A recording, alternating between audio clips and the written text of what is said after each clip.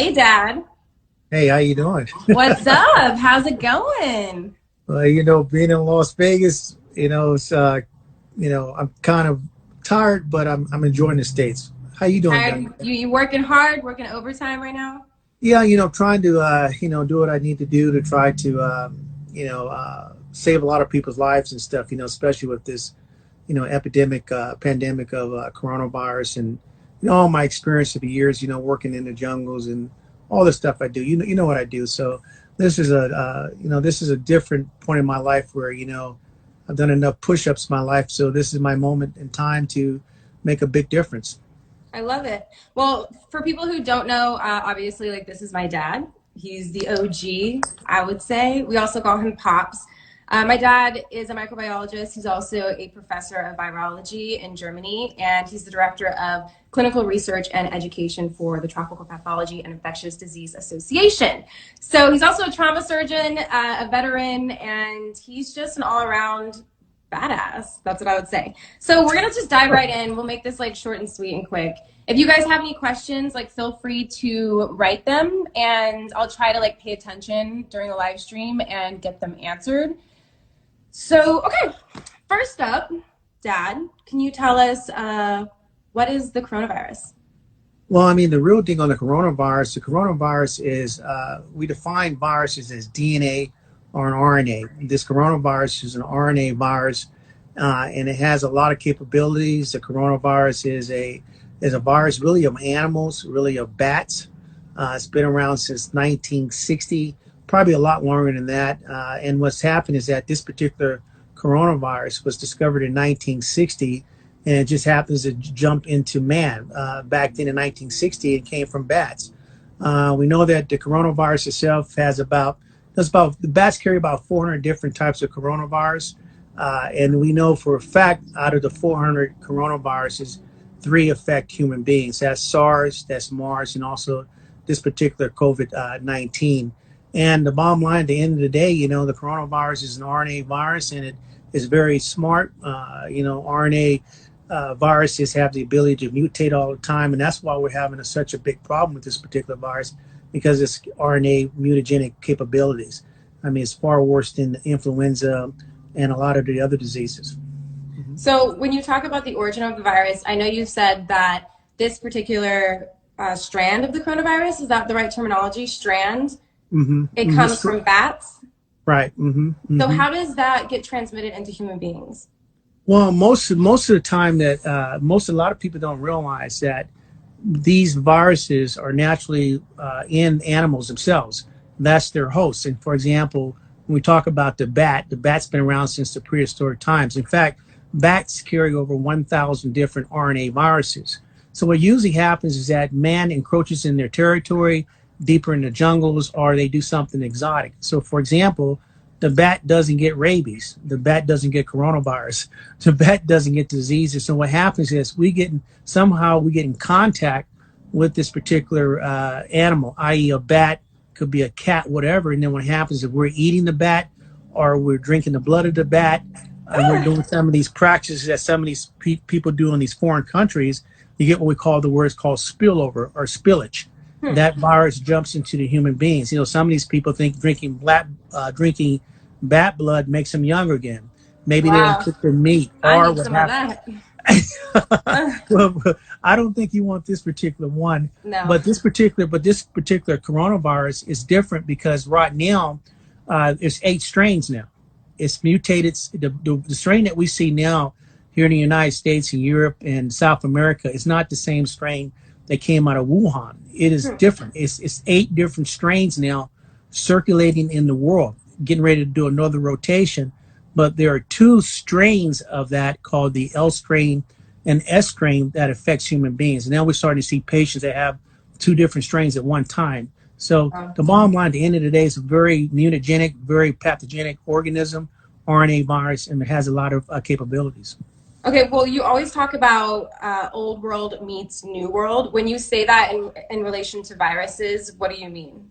Well, when we think about pandemics and diseases themselves, how diseases impact people, a lot of times what happens is the old world meets the new world. For example, when Columbus came to Hispaniola, which is Haiti and Dominican Republic, many, many years ago, the old world brought smallpox, and that's why all the Indians were wiped off the island, i.e. when the pilgrims came to the United States, old world met new world. The people in England have lived through the smallpox epidemics. They lived through the Black Plague, and they brought diseases to the American Indians, which was a new population, and it devastated them. And so what's happening with us is the same analogy, is that we haven't been exposed to it. And so now what happens is this virus is given the same type of, I would say the same type of, relationship to what happened in the past is what's happening to us. So everybody on the planet will be exposed to coronavirus. That's a fact.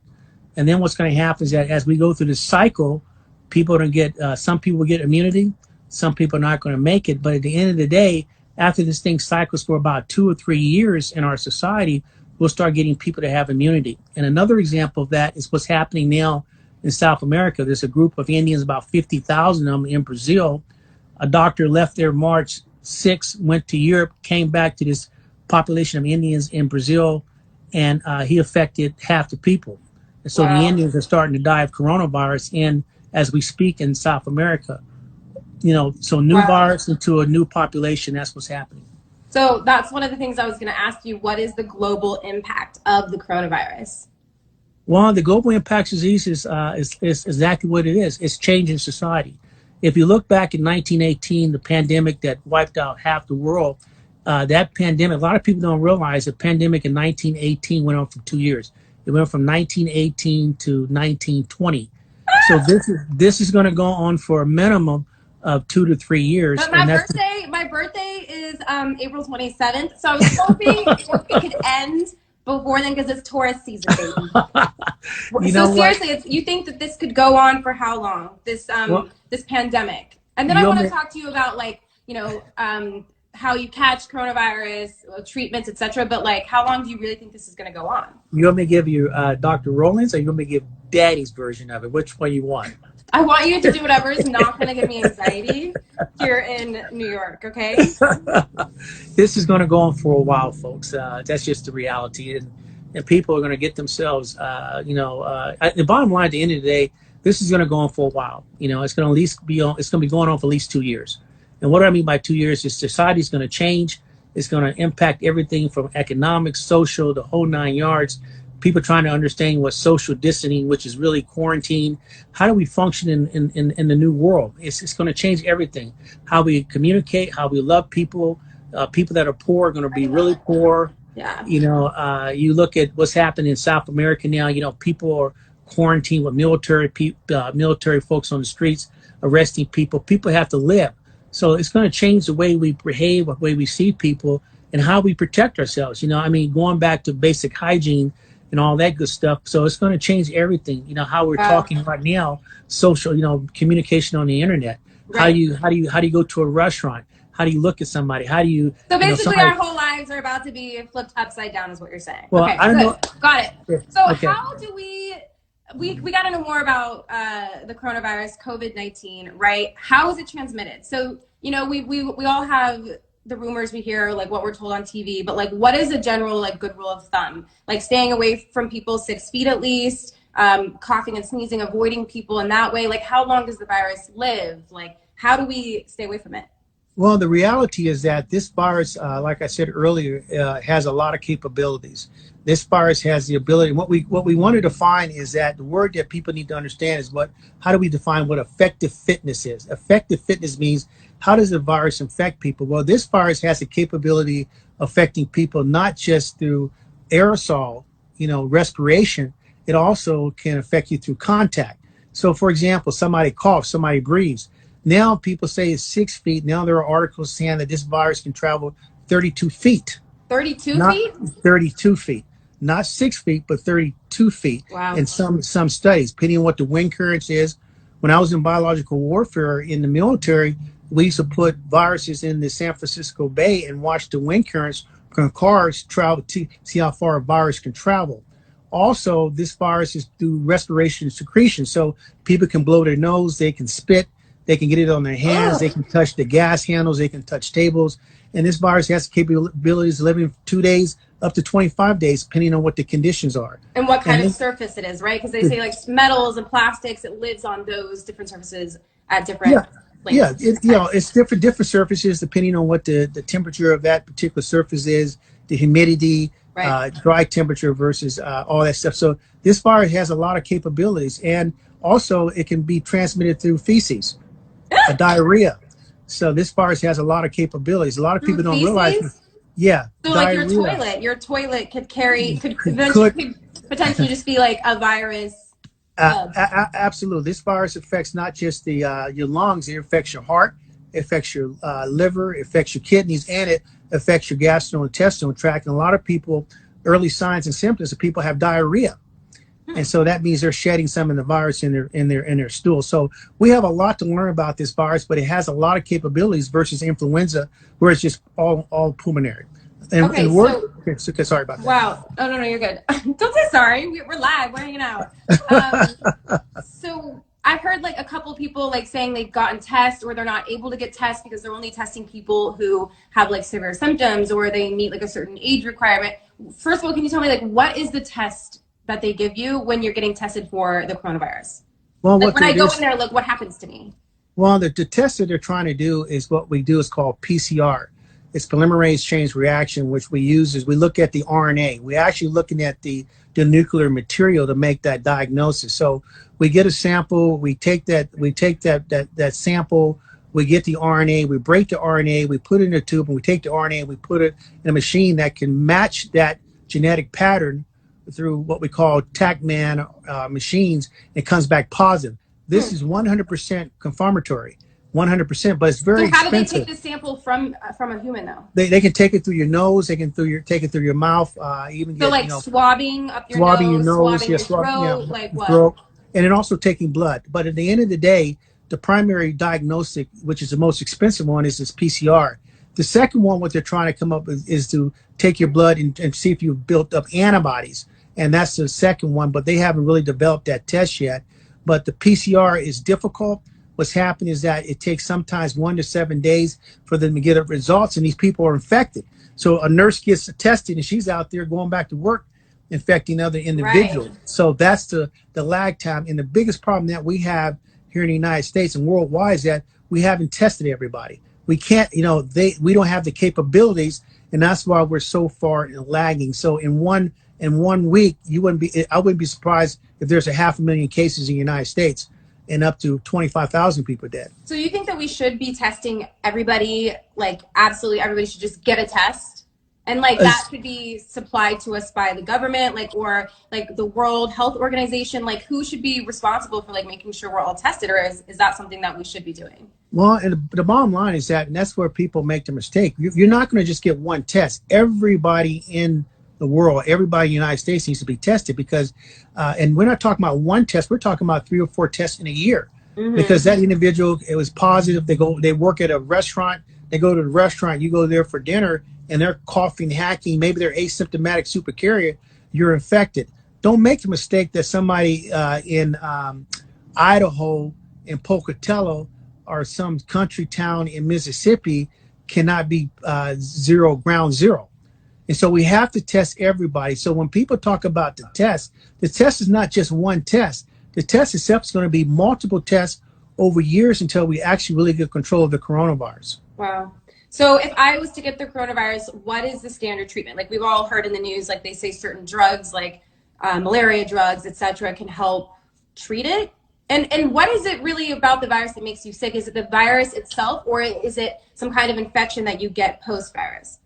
Well, it's a combination of both. The bottom line at the end of the day, and Dr. Fauci, he will back me up on this. There's really no treatment for RNA viruses. There's no real treatment for Ebola. There's no real treatment for influenza. There's no real treatment for coronavirus, SARS, or MERS.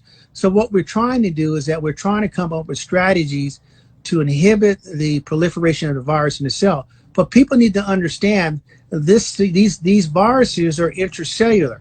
A coronavirus is an obligate intracellular parasite. So you breathe the virus. Break it down. What does that mean? What it means is that when you breathe this virus into your lungs, This virus goes inside your lung cells. It goes inside your kidney cells. It goes inside your heart cells. It is very difficult for our immune system to attack cells that are inside. This virus is similar to HIV. Let's be real. HIV lives inside your lymphocytes, your cells that are responsible for the immune system. So this virus has a lot of capabilities. So when we say obligate intracellular parasite, the virus lives inside the cell. So when we talk about treatment, they're talking about, remdesivir. They're talking about And what are these malaria. for? Remdesivir is a medication we use in HIV patients. And what that medication does is inhibits the RNA-dependent polymerase of the virus. Every virus has an RNA-dependent polymerase, which is a protein that allows it to read. So our strategy is that we can inhibit this particular protein that allows that virus to replicate, then we can stop the virus. And that's very difficult because the virus is mutating, the virus is inside the cell.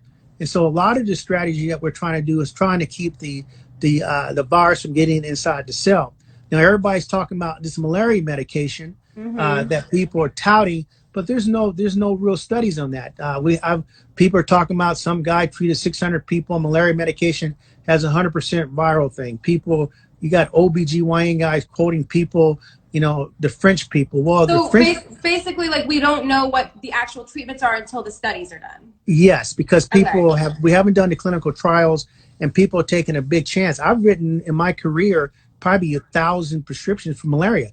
I've treated 1,000 patients in the jungles with malaria medication, Plaquenil, and it works very well on malaria. It's a parasitic medication, but the malaria medication also has the ability to help with people with lupus and also rheumatoid arthritis, which is an anti-suppressive. So that's some of the ideal and the actual trying to get a vaccine. You're looking at 2, 3, 4 years from now, and I can guarantee you the virus 3 or 4 years is not going to be the same virus as today. It's going to mutate.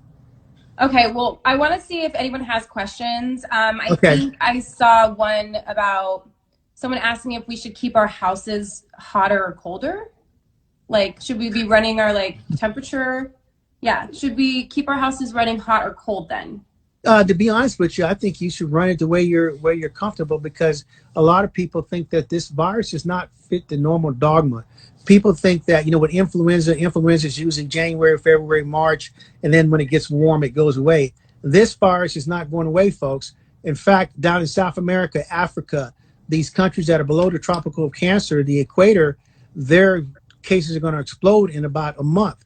So this virus works in heat, it works in cold, it doesn't discriminate. It's so you can do whatever your temperature you want to do. It's not going to make a difference. Wow, okay.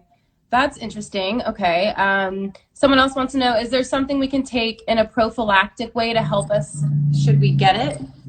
No, the only thing you can take prophylactically is, is trying to have a healthy diet, i.e.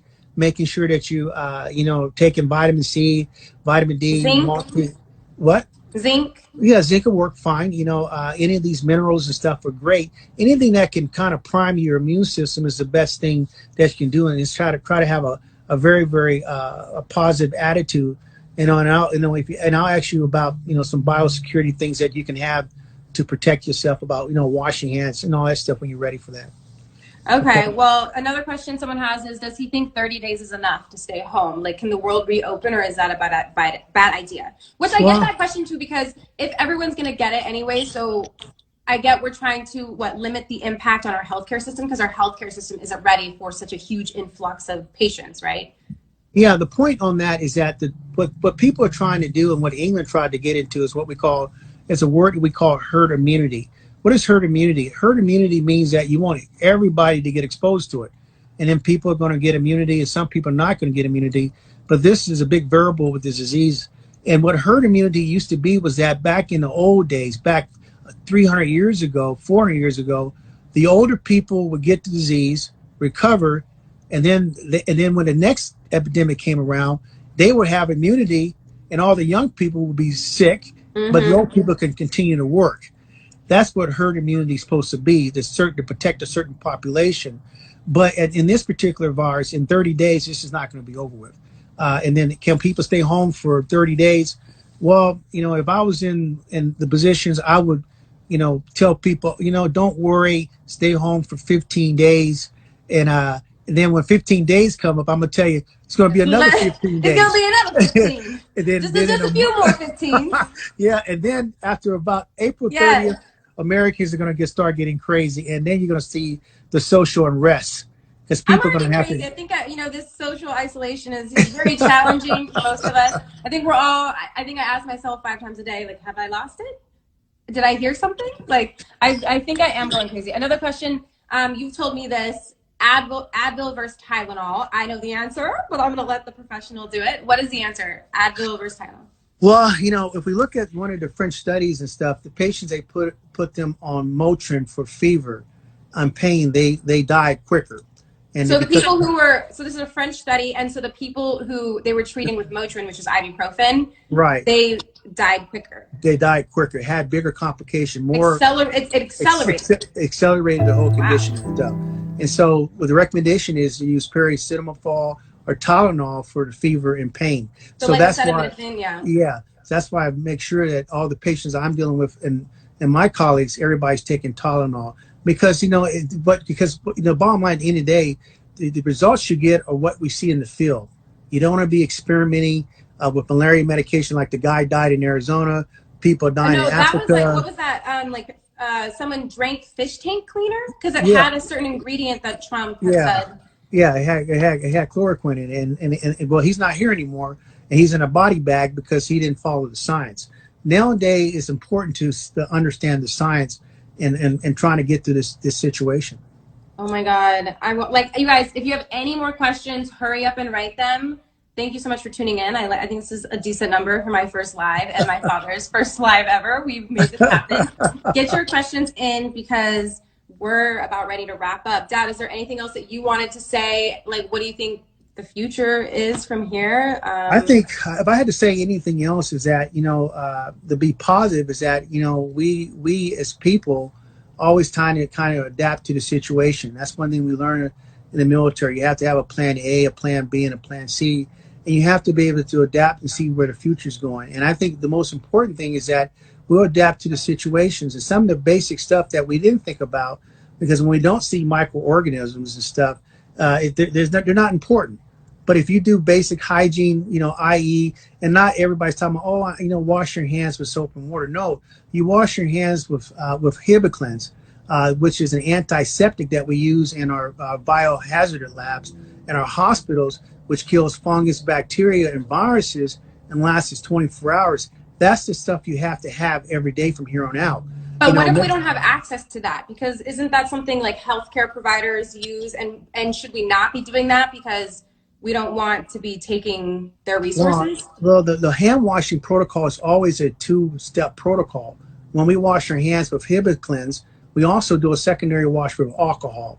If anything, if they don't have Hibiclens, what they can use is alcohol because we know that 70% isopropyl alcohol, washing your hands for 20 seconds, kills 100% viruses and bacteria. Soap and water does not kill viruses. It kills maybe a little bit of the bacteria, And the dirt. and the dirt. The dead skin. But people don't realize that viruses stick to your skin. They like the contact. So a virus gets on your hand, it stays there. You touch your face, the virus gets stuck to your face, gets stuck on your clothes. That's part of the mechanism of action of the virus and transmission. Okay. We have a few more questions because I want to make sure everyone gets their questions answered. So someone said, I own a company that's an essential vendor. Because of that, myself and my employees have to work and we're on large construction sites and around a lot of people. What can I do to protect my people? Well, what you can do is, come up with some good, what we call biosecurity and environmental protection protocols, and have somebody evaluate your organization, i.e., for example, how are people washing their hands? Are you guys wearing masks? Are you, what are you doing for personal hygiene? What are you doing for protection? How much exposure you had? It's funny, we have our military here in the United States, and I was watching CNN about an hour ago, and they're showing the National Guard guys in New York City, where you're at right now. And guess what? All the soldiers were like 1 feet away from each other. So the military guys are not even following standard Yeah, I saw a six stat feet. on the NYPD, and like the rate is crazy with how many people Yes. are off work right now because they have Yeah. COVID-19 as So well. if she needs to tell her to contact It's me, a, I think it's a boy. I think this boy, if the boy needs to contact my dad, slide into the DMs. This is and we can appropriate. design protocols. So for not the protocols won't just be for the day; they're going to be for tomorrow in the future, because you have to get back to work and you have to protect your employees. And so we'll come up with protocols and procedures on biosafety. You know what they I need to love wear it. and all that good stuff. Yeah, so hit him up, hit my dad up, and he can help you with all of that, how to like implement rules and regulations throughout your company and like really protect your employees and be safe. Another person wants to know, can you do theraflu instead of Tylenol, like before bed to sleep through the night? No, theraflu, that's not going to work at all. I mean, just stick with the basics. You know, everybody's trying to become exotic and stuff. If you Just do stick like with the what? Tea, lemon, like yeah, water, and like it's, Tylenol. yeah, even vodka. I don't know about that. I feel like that would give me a hangover, not a cure. I'm trying to have a little Someone humor too. wants to know, once you get it, can you get it again? Yes, the most important thing is that's where people make their mistake at. And what's happening is that, once you get this disease does not confer immunity. So what does that mean? So if you come back and you're positive with this coronavirus and you get through the symptoms and you survive and you get on the other side, and then all of a sudden you're very happy that you made it, you can be reinfected. And they're showing now that 10 to 15% of the people that get the disease are being reinfected again. So you take 100,000 people, do 15%, that's 15,000 people. So you always, when you get over this disease, you have to still use good biological safety protocols to protect yourself. So this is not just a one-time shot. You're going to be doing this for a while until this COVID pandemic kind of goes through our system. Okay. Thank you, Bianca. She said my skin is looking great. Someone else wants to know, Dad, what is the #1 worrying symptom? Number one, what? Worrying. Like if you get this symptom, you should be worried. Maybe this is how I'm taking it. I'm sorry if I'm freaking you out. But like you should take this symptom and be like, I need to go to the hospital and like be worried that I'm in bad shape, maybe? Is that what you mean? I'm dramatic. No, I'm sorry, guys. I'm going to give you an example. I got a call last night from Montgomery, Alabama, from a nurse. A nurse that called me last night. She was 2 weeks ago. She had a patient. The patient was going for a pre-op. The patient coughed in the room, and nobody thought about it. And the patient ended up getting a COVID-19 test, came back positive. Well, she called me yesterday because the last 2 days she had a very, very, very, very painful, painful throat. She had a very non-productive cough. She had a fever, and she had chills, and she had nausea and diarrhea. And so these are the main symptoms you need to be looking for, not just based off fever. Okay, wait, so list them again. These are the main symptoms to pay attention to. Very, very painful throat, okay. A non-productive cough, nausea, diarrhea, and then you can have a fever too. But these are the main ones that you see with this coronavirus. And this is from a nurse that I, took care of last night in Montgomery, Alabama and stuff. So another friend wants to know, how at risk am I with asthma? Well, I mean, any pulmonary insult condition, asthma, COPD, a smoker, if you already have some type of pulmonary problem, this virus attacks your pulmonary, so you're already immunocompromised. So your disease is going to be a lot more worse than somebody that just has normal lung capacity. So the most important thing for you to do is make sure that you don't get the disease. And if you do get disease, make sure you get an early and demand treatment and get treated early, because you've already immunocompromised. Oh my goodness. Great information. Okay, cool. I think we answered everybody's questions.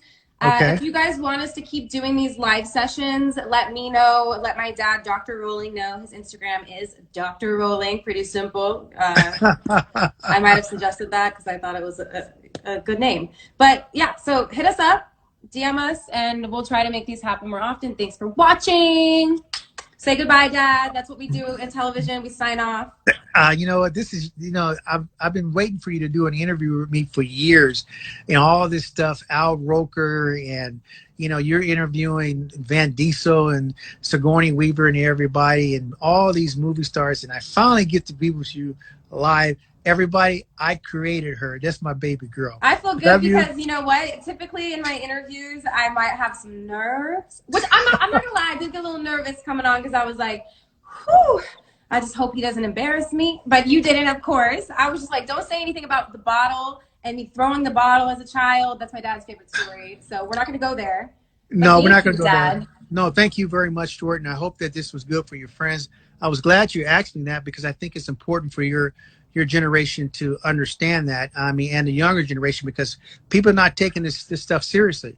And these people that went down to spring break and they're thinking this is a party, when we're putting you in a body bag, you won't be laughing. And so people need to take this stuff very seriously because this is a game changer. And so I'm going to try to give everybody the best information. And I look forward to coming back next week and maybe we'll do another one. I can't believe I've been trying to get you to come to Peru and do a jungle story on your dad, me and the Amazon. One day, you know what? This is the thing is I'm building my empire. I'm building my own production company outside of everything that I do with Billboard and BET and the brands that I work with. So when my personal production company is up and running in full-fledged, that's definitely on the docket in my unscripted department. We're heading down to South America and we'll do a doc on you so people can really get to know you and see all the marvelous work that you're doing for everyone. Well, I tell you something. I want to tell you thank you very much, and I'm very proud of you. You're my little superstar, my little baby girl. I used to, change your diapers. Okay, let's go. We gotta go. Bye, guys.